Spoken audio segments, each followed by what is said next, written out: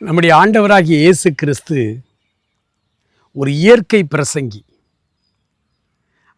அவர் திறந்த வெளியிலேயே பிரசங்கம் பண்ணி கொண்டிருந்தார். மலை பிரசங்கம்.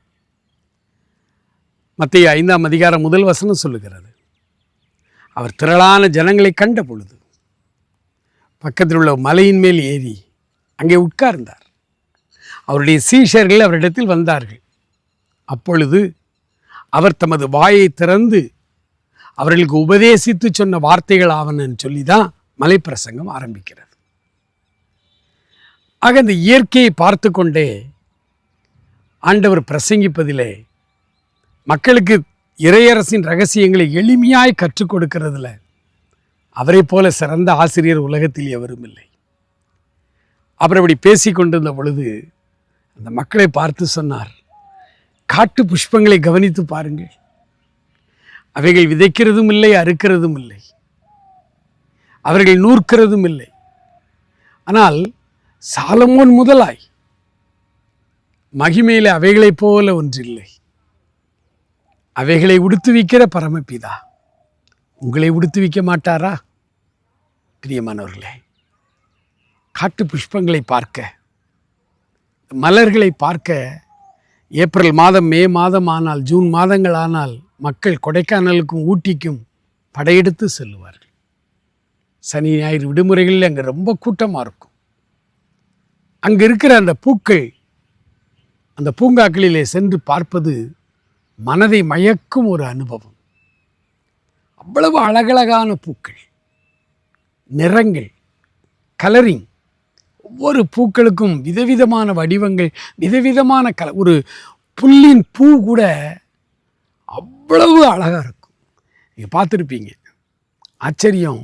ஒரு செடி தான், ஒரு கிளையில் ஒரு கலரில் ரோஸ், இன்னொரு கிளையில் இன்னொரு கலரில் ரோஸ். அதிசயப்பட்டிருக்கோம்ல. ஆண்டவர் சொல்கிறாரு, இதையெல்லாம் உருவாக்கினது யார்? உங்கள் பரமபிதா. உலகத்தில் எல்லாவற்றையும் அழகாய் நேர்த்தியாய் உருவாக்கினவர் நம்முடைய ஆண்டவர்.